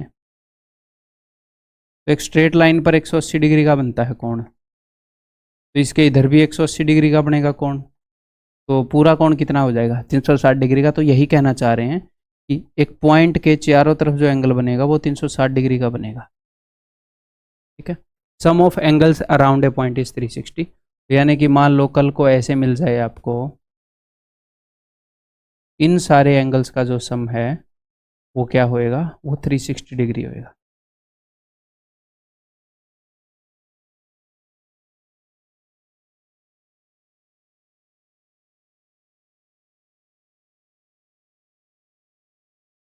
ठीक है, आगे बढ़ जाऊं, पढ़ने दोगे? Exterior angle of a triangle is equal to sum of interior opposite angles. क्या मतलब है? सिर्फ ये एक बात समझ लो, हम कई बार यूज करेंगे इस चीज़ का जिक्र मैं फिर करूंगा आगे आपसे, टेंशन मत लेना। ये क्यों होता है, क्या सिस्टम है। मान लो अपने पास कोई ट्रायंगल है, उसकी किसी भी एक साइड को मैं एक्सटेंड कर दूं। अब इतना तो मैं अज्यूम करके चलता हूं ना कि आपने ट्रायंगल वर्ड सुना है, त्रिभुज वर्ड सुना है ना। मैं ट्रायंगल्स पढ़ाऊं उससे पहले ट्रायंगल तो सुना होगा। तो किसी भी त्रिभुज या किसी भी ट्रायंगल की ऐसे कोई भी साइड एक्सटेंड कर दोगे तो ये एक्सटीरियर एंगल बन जाएगा। फिर इसको कर दूँ तो हाँ ये वाला बन जाएगा एक्सटीरियर एंगल। ये वाला मत बोलना भाई, ये एग्जैक्टली इस एंगल के अंदर वाले एंगल के बिल्कुल खिलाफ है, वर्टिकली ऑपोजिट एंगल है। अंदर वाले एंगल के साथ वाला एंगल चाहिए होता है एडजेसेंट एंगल। अब एडजेसेंट एंगल क्या होता है यही बता दूं। मान लो अपने पास दो एंगल हैं ऐसे, ठीक है। तो ये वाला एंगल और ये वाला एंगल, एंगल ए और एंगल बी एक दूसरे के एडजेसेंट एंगल है। एडजेसेंट कैसे? एड, ये दिख रहा है, ये एडजेसेंट एंगल्स हैं। इनमें एक तो कॉमन वर्टेक्स होगा, ये जो शीर्ष है ये कॉमन होगा, एक दूसरे के पड़ोसी एंगल बोल सकते हो आप हिंदी में। आगे जब क्वेश्चन आएगा, एक आधे क्वेश्चन में होता है, तब मैं आपको ये वर्ड बताऊंगा या फिर आपको नोट्स में मिल जाएगा। इनमें एक कॉमन वर्टेक्स होता है, एक शीर्ष कॉमन होता है और एक कॉमन आर्म होती है।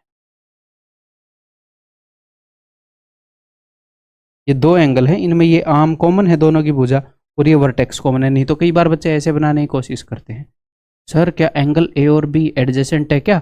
देखो इनकी आर्म तो कॉमन है सर, बट वर्टेक्स तो कॉमन नहीं है ना। तो एक्सटीरियर एंगल कौन सा होता है? ये वाला होता है, ऐसे बाहर वाला और इसके पड़ोस में अंदर वाला।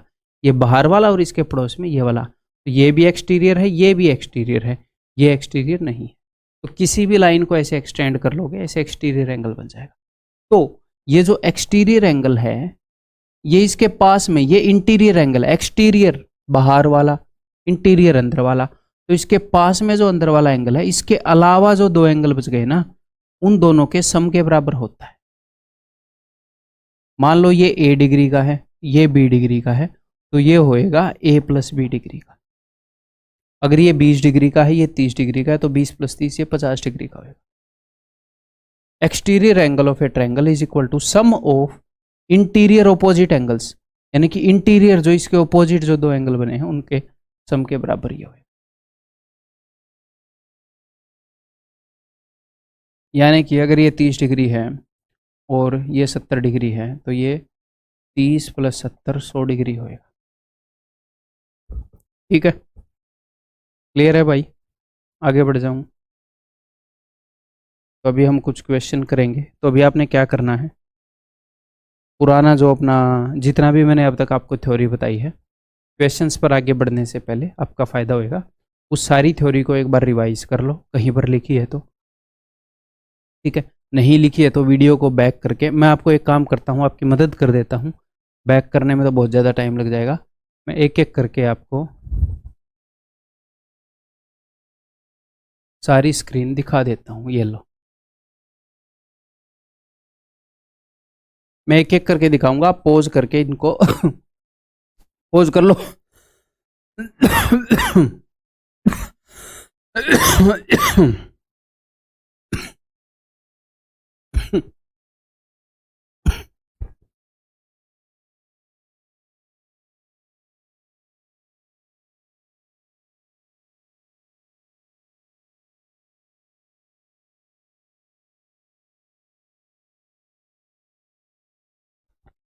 हेलो, आप इसको पॉज करके पढ़ लो, फिर मैं अगली दिखाऊंगा। है ऐसे करके एक बार सारी रिवाइज हो जाएगी। आगे बढ़ रहा हूँ मैं बढ़ता रहूँगा, आप बीच में पॉज करते रहना।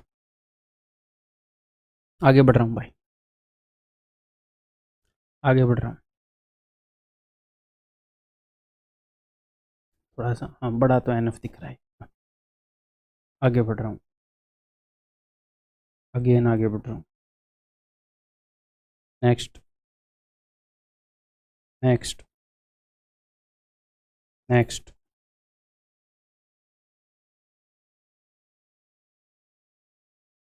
हाँ, तो अब तक मैंने आपको इतना ही कराया, कोई खास कुछ कराया नहीं है। एक बार इस सारे को रिवाइज कर लो अच्छे से। अभी तो स्क्रीन को काला कर दिया मैंने क्वेश्चन के आते ही। स्टार्ट करते हैं भी। उम्मीद है कि सब कुछ रिवाइज कर लिया होगा मैंने जब आपको मौका दिया वीडियो में तब। तो पहले मैं इजी इजी हर तरह के क्वेश्चन करेंगे, ठीक है, ताकि आपका कंसेप्ट जो है धीरे धीरे मतलब बेसिक के ऊपर पकड़ जो हो वो मजबूत हो जाए। तो ये देखो, तो यहाँ पर अपने जो दोनों एंगल है वो एक स्ट्रेट लाइन के ऊपर हैं। एक तो इधर वाला एंगल और इधर वाला एंगल। तो अगर स्ट्रेट लाइन के ऊपर एंगल होंगे तो मेरे भाई उनका सम कितना होएगा? 180 डिग्री, चाहे कितने भी एंगल हो। तो 5x प्लस 4x यानी कि 9x इज इक्वल टू 180, यानी कि x इज इक्वल टू 20। ठीक है, और ये क्वेश्चन आप मेंटली कर लोगे, कई क्वेश्चन तो मेंटली करना। फिर से सेम कंसेप्ट, अगर एंगल्स जो वो स्ट्रेट लाइन के ऊपर हैं तो उनका सम कितना होगा जी? 180 डिग्री। तो इन दोनों का जोड़ कितना होगा? 5x प्लस 3x यानी कि 8x plus 12 is equal to 180 degree. तो यानी कि x इज इक्वल टू, एक तो 12 वहाँ पर जाकर घटेगा 180 में से 10 गए, 170 में से 2 गए, 168 बटे में 8, 8 दूनी 16, 8 एकम 8, एक्स की वैल्यू हो गई 21 डिग्री। आगे बढ़ रहे हैं, ये बताओ फाइंड वाई। यहाँ पर मेरे को एक और बात बतानी है कि A O B is a straight line. A O B एक सीधी रेखा है। अब बताओ, तो अगर ए ओ बी एक स्ट्रेट लाइन है तो स्ट्रेट लाइन के एक तरफ जितने भी कोण हैं उन सब का सम कितना होता है? 180 डिग्री। तो इन दोनों का सम कितना हो जाएगा? 180 डिग्री। तो 180 डिग्री में से 105 डिग्री तो यहाँ है, तो यहाँ पर कितना होएगा? बाकी का बचा हुआ 75 degree. Therefore X is equal to 25 degree. ठीक है, अगर x की वैल्यू 25 डिग्री है तो 2x की वैल्यू क्या हो जाएगी? 50 डिग्री, 25 का डबल। अब देखो 180 डिग्री के अंदर 90 कितनी बार आता है? 90 2 बार आता है ना। 180 डिग्री में से एक 90 तो यहाँ चला गया, तो बाकी एक और 90 बच गया। उस 90 में से 50 यहाँ चला गया, तो बच गया कितना? 40। तो y की वैल्यू क्या हो जाएगी? 40। ठीक है, ये नहीं है कि जैसे मैं आपको बता रहा हूँ कि एक 90 यहाँ गया, एक 90 वहाँ गया, इसके बिना कैलकुलेशन ही नहीं होगी। होएगी, बट आपको कई छोटी छोटी चीज़ें सिखाऊंगा जिससे धीरे धीरे कई जगह आप टाइम बचाने लग जाओगे, और थोड़ा थोड़ा टाइम बचेगा वही धीरे धीरे मिलकर काफ़ी टाइम हो जाएगा। 2 क्वेश्चन एक्स्ट्रा करने लग जाओगे, धीरे धीरे 4 क्वेश्चन एक्स्ट्रा करने लग जाओगे उसी टाइम में। ये देखो, यहाँ पर फिर से ए ओ बी एक स्ट्रेट लाइन है।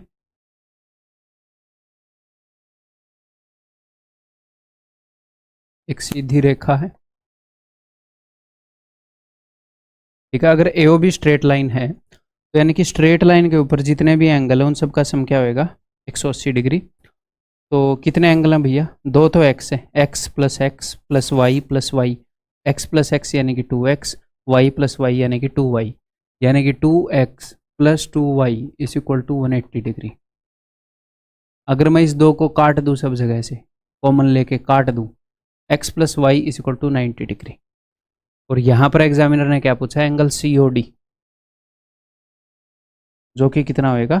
x प्लस वाई यानी कि 90 डिग्री। ठीक, या फिर आप डायरेक्टली ऐसे देख सकते थे बिना कुछ लिखे कि 2x और 2y से 180 बन रहा है, 1x और 1y से 180 का आधा 90 बनेगा। सिंपल।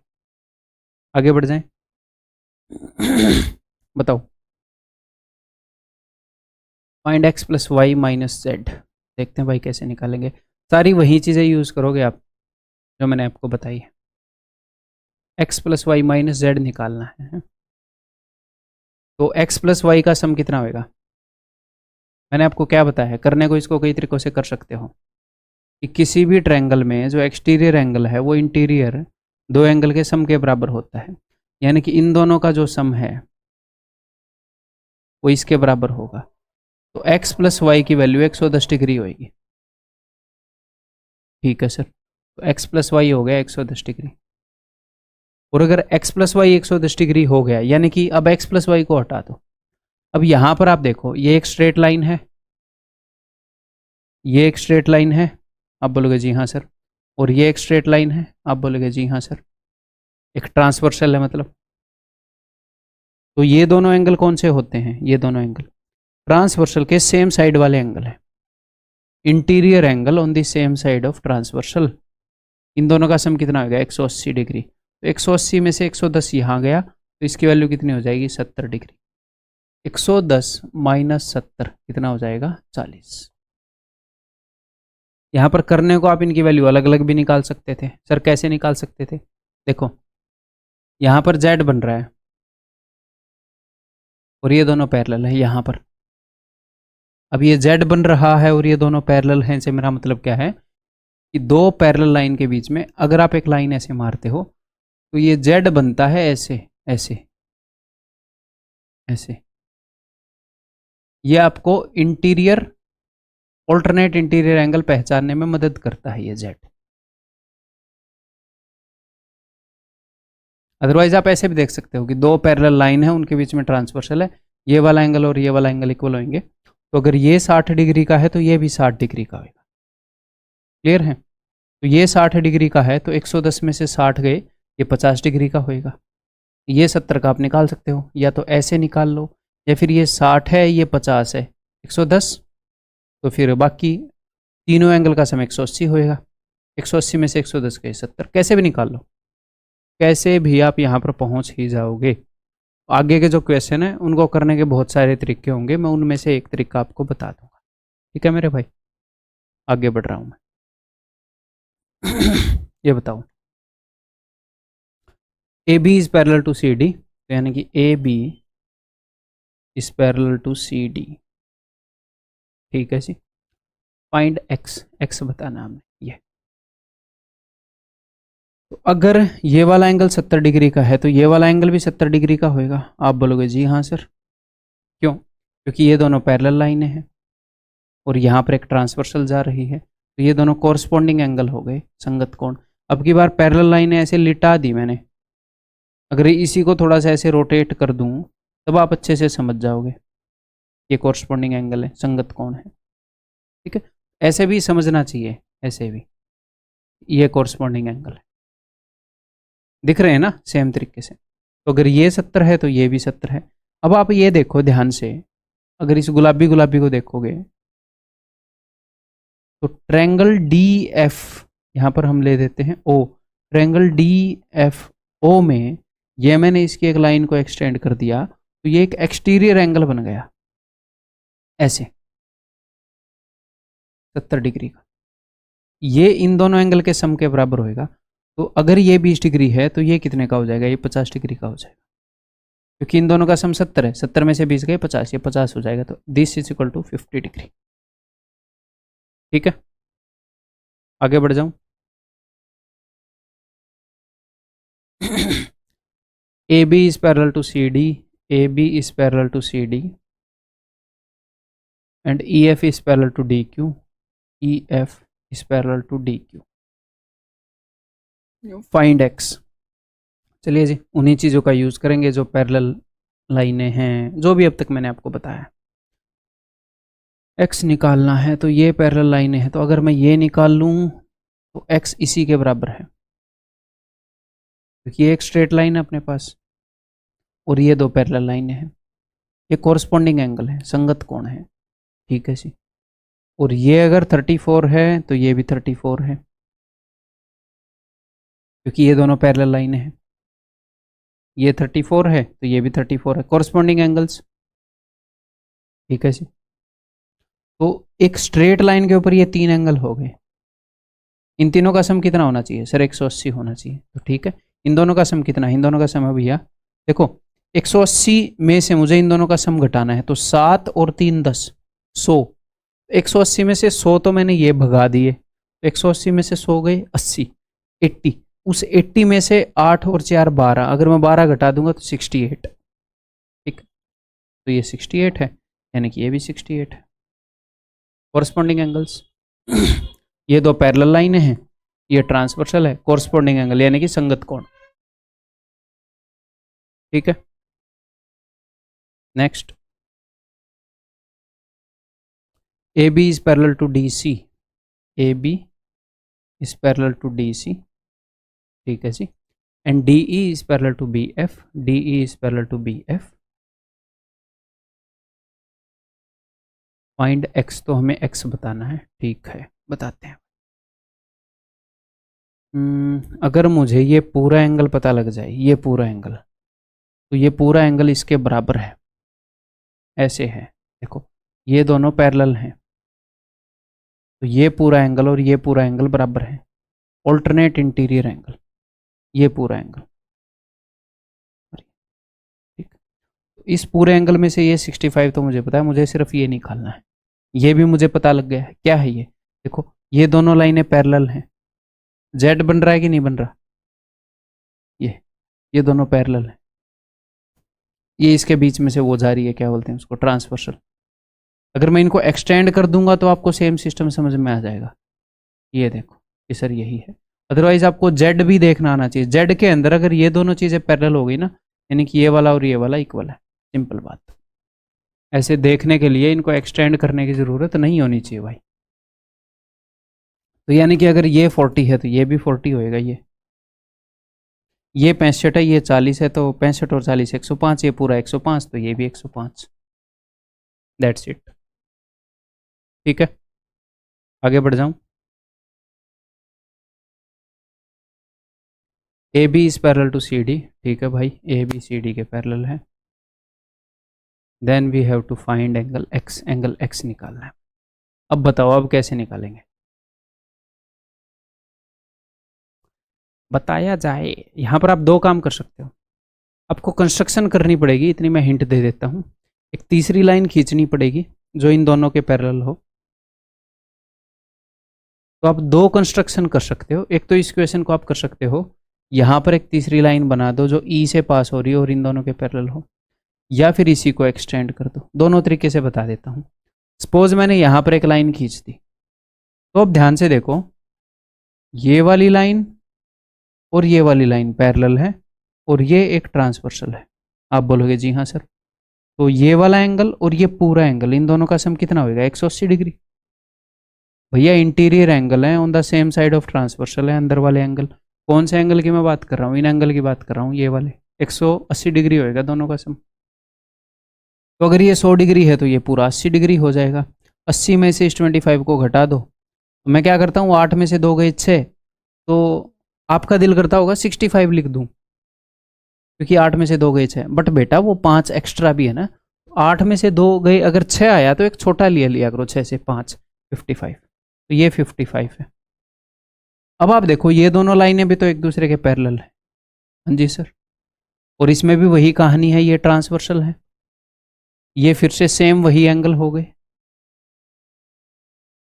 जिन दोनों का सम 180 डिग्री होना चाहिए। आप बोलोगे जी हाँ सर, तो अगर 180 में से 55 घटा दूँ, अब देखो 18 में से 5 के 13 आ रहा है, 13 से छोटा 12, 125 डिग्री हो जाएगा। अगर आप यहाँ पर लाइन बना दोगे तो भी हो जाएगा।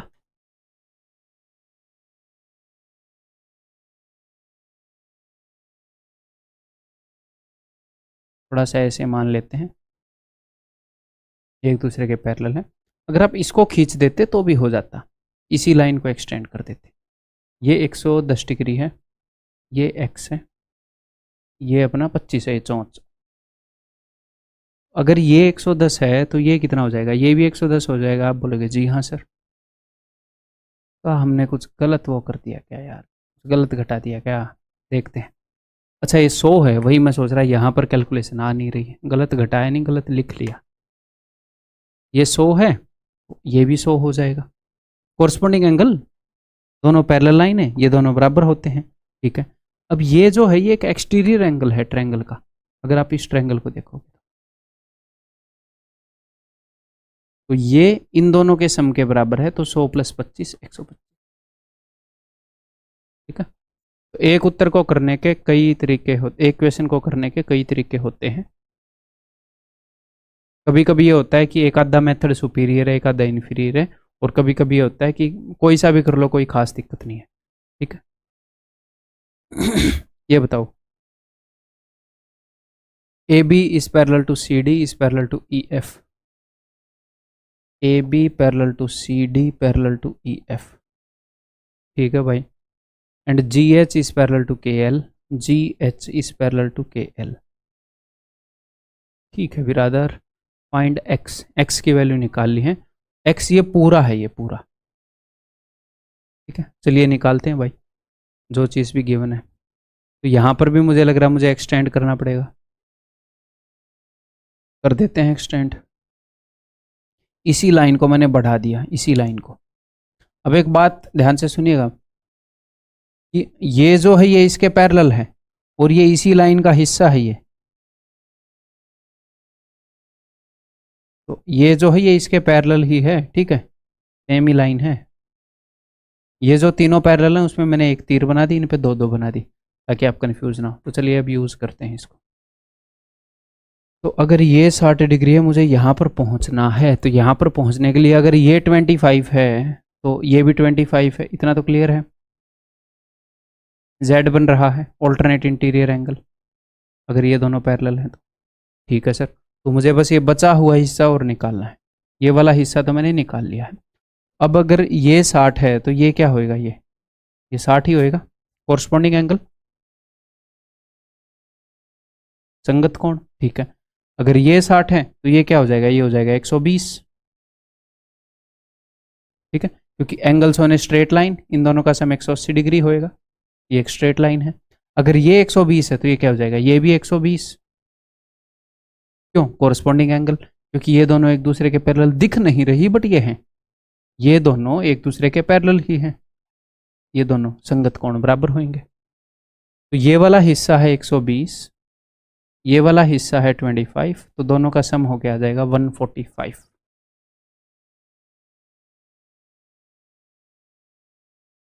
ठीक है,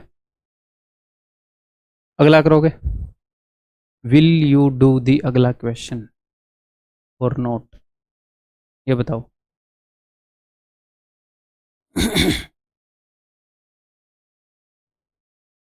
इन दी फिगर गिवन अबव, नहीं sorry below, A B is parallel to C D, A B जो है वो सी डी के पैरेलल है,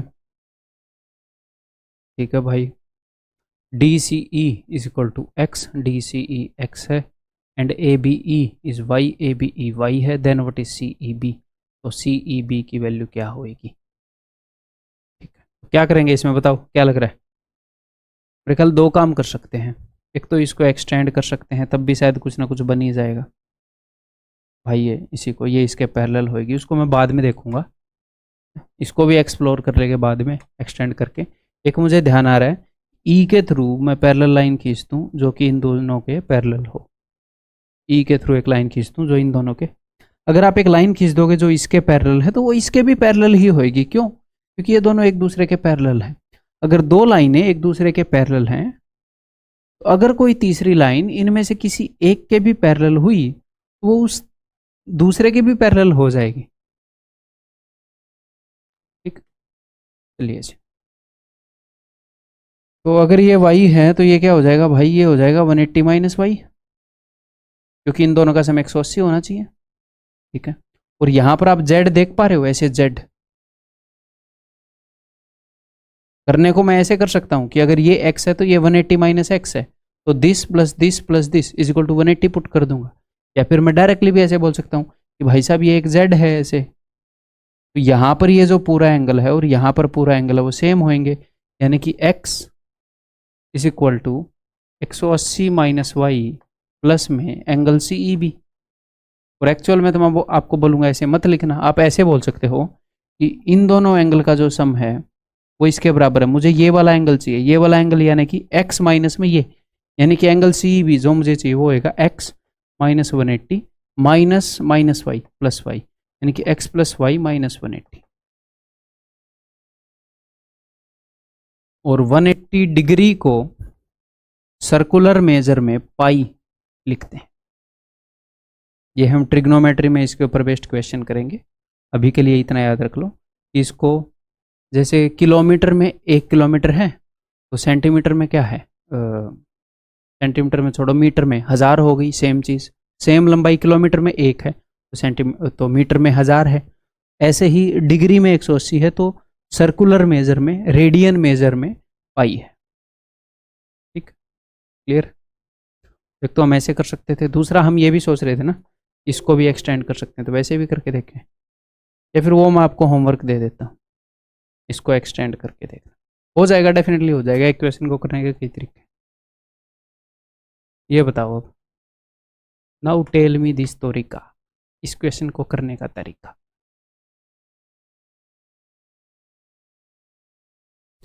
three straight lines X Y and Z are parallel, ठीक है, ये तीनों पैरेलल हैं भाई, समांतर हैं, and angles are shown, angles यहाँ पर उसने बता दिए। What is angle A F B, A F B, ये वाला एंगल पूछ रहा है, चलो देखते हैं। तो देखो इधर ये ट्रायंगल देखो, मैं इधर या तो ये पूरा एंगल निकालूंगा और फिर ये वाला एंगल घटाऊंगा, क्योंकि ये पूरा एंगल क्यों निकालोगे सर आप, क्योंकि ये पूरा एंगल निकालना ईजी है ना भाई, ऐसे पैरेलल लाइनें हैं, ये पूरा एंगल निकालना ईजी है। देखते हैं फिर, ये यहाँ पर तो ये जो इसने पूछा है तो चौंथ सी बन रही है, इसको कैसे निकाल पाओगे, मुश्किल होएगा निकालना, वैसे निकालने को निकाल तो सकते ही है। ठीक है, देखो तो इधर देखो, इधर से मैं इसको कैसे निकाल सकता हूँ, इस पूरे एंगल को। जैसे मैं सोच रहा हूँ मैं वैसे आपको हिंट देता हूँ। यहाँ पर जेड बन रहा है, ये और ये पैरेलल है, तो ये पूरा एंगल और ये एंगल इक्वल है। हाँ जी सर, क्या मैं इस एंगल को निकाल सकता हूँ किसी तरीके से? बिल्कुल निकाल सकता हूँ। यहाँ पर देखो ऐसे है मामला, ये 125 डिग्री है, ये 80 डिग्री है, और ये एक्सटीरियर एंगल है 125 डिग्री वाला। ट्रायंगल की इस साइड को एक्सटेंड करके बनाया गया है, तो ये इंटीरियर, इसके साथ में जो इंटीरियर एंगल है उसको छोड़कर बाकी दो के सम के बराबर है। तो 125 में से 80 गए, ये 45 डिग्री हो जाएगा। 125 माइनस 80, ये 45 डिग्री हो जाएगा ये वाला। तो फिर ये पूरा ही 45 डिग्री हो जाएगा। ठीक है, तो अब ये और निकाल लेते हैं। ये कैसे निकालोगे ये भी देखते हैं। कहीं से कछू निकल आए, ये कोरस्पॉन्डिंग एंगल हो गया इसके। अगर ये 30 है तो ये भी 30 होएगा।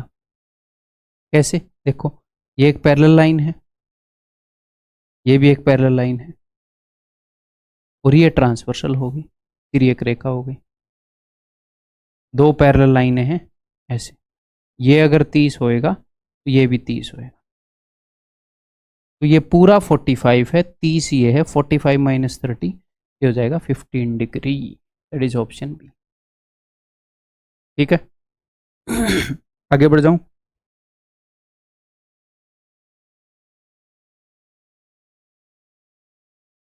इन a triangle A B C, a line X Y parallel to B C. ये जो एक्स वाई है ये बी सी के पैरेलल है।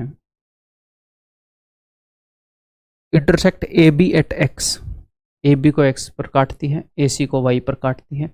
If B Y bisect angle X Y C, ये बी वाई जो है ये एंगल एक्स वाई सी को बाइसेक्ट, दो बराबर हिस्सों में बांटती है। ठीक है भाई, तो देन एम का मतलब है मेजर, मेजर यानी कि माप, measure of angle C B Y. तो ये एम नहीं भी लिखते तो भी चल जाता। एंगल सी बी वाई यानी कि ये वाला एंगल, और एंगल सी वाई बी और ये वाला एंगल, इनका जो मेजर है, इनका जो माप है उसका रेशियो पूछ रहा है। तो फिर यहाँ पर मैं कैसे निकालूं सर? तो जो भी उसने इंफॉर्मेशन दी है उसको देखो ना आप कैसे यूज कर सकते हो। उसने ये दोनों पैरेलल बताए हैं, इनका कुछ कर सकते हो। फिलहाल तो दिमाग में नहीं आ रहा तो कोई नहीं। ठीक है, उसने अगर ये पैरेलल बताए तो कुछ तो दिमाग में आना चाहिए, पर चलो नहीं आ रहा तो उसने इसको एंगल बाइसेक्टर बता दिया, तो यानी कि ये दोनों एंगल इक्वल हैं। तो अगर ये थीटा है तो ये थीटा है, ये बोल सकता हूँ मैं कि भैया ये दोनों एंगल बराबर हैं। मैं लिख क्यों रहा हूँ? ताकि भाई कुछ यूज करना पड़ जाए तो मैं यूज कर पाऊँ, इसलिए हम उन एंगल को इक्वल रिप्रेजेंट ही कर देते हैं। ठीक है, ठीक है, तो ये एंगल बाइसेक्टर है, इसको तो मैंने यूज कर लिया। अब और कुछ इंफॉर्मेशन गिवन है, ये तो मैंने यूज कर लिया, अब ये भी तो गिवन है तो इसको यूज करो। ये पैरेलल है, ये जेड बन रहा है कि नहीं, और ये दोनों पैरेलल है, यानी कि अगर ये थीटा है तो ये भी थीटा है, और इस एंगल और इस एंगल का रेशियो पूछा है, तो यानी कि दोनों बराबर है, तो रेशियो हो जाएगा 1:1। Option C. ठीक है, ठीक है, ये करो फिर। मैं 2-3 क्वेश्चन और करवाऊंगा, मैं एक बार देख लूँ। हाँ, ये लास्ट क्वेश्चन है, बाकी क्वेश्चन अगली क्लास से स्टार्ट करेंगे हम। 2 क्लास में lines and angle will be over. 2 parallel lines A B and C D are intersected by a transversal E F. तो 2 पैरेलल लाइन्स हैं ए बी और सी डी, आप खुद कर सकते हो easily.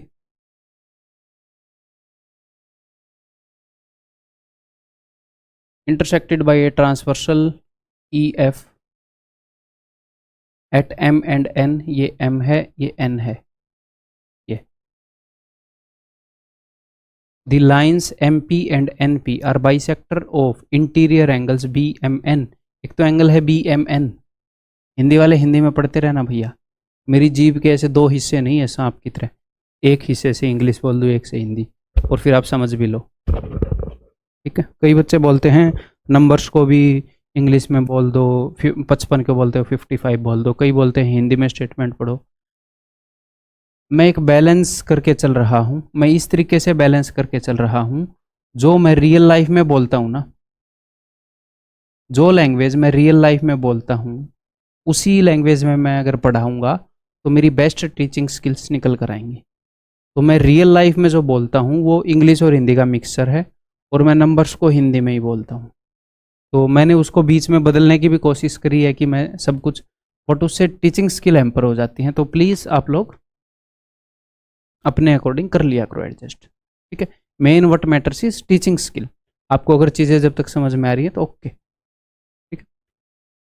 Interior angle B M N, तो एक इंटीरियर, अब देखो angle B M N interior, ये वाला चलो इंटीरियर ही है, ये तो उसने पूरा बता ही दिया बी एम एन।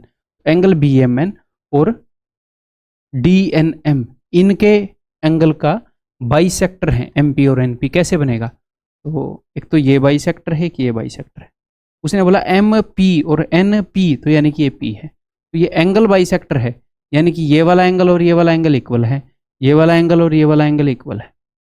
अगर ये एंगल ए है तो ये भी एंगल ए है, मतलब इसका मेजरमेंट ए है तो ये भी ए है। इसने बाइसेक्ट कर दिया ना एंगल को, दो बराबर हिस्सों में बांट दिया, ये बी है तो ये भी बी है। तो पूछ रहा है then M P N is equal to, तो एंगल एम पी एन ये वाला एंगल किसके बराबर है? यहाँ पर हम एक चीज़ यूज़ करेंगे ब्रो, क्या चीज़ यूज़ करेंगे? एक ट्रायंगल के तीन एंगल्स का सम जो है, तीनों एंगल्स का सम। चलो मैं वो वाली यूज़ नहीं करता, मैं आपको दूसरे तरीके से बता देता हूँ ये, और वो वाली यूज़ करके ही बता देता हूँ इस क्वेश्चन को। अब देखो ये दोनों पैरेलल हैं, ठीक है। अगर ऐसे दो लाइनें पैरेलल हों तो इन दोनों का सम कितना होता है? 180 डिग्री, यानी कि 2a प्लस 2b 180 डिग्री होएगा, यानी कि a प्लस बी 90 डिग्री होएगा। अब आप इस ट्रायंगल को देखो एम पी एन को, अगर a प्लस बी 90 डिग्री है तो ट्रायंगल के तीनों एंगल का सम 180 डिग्री होता है।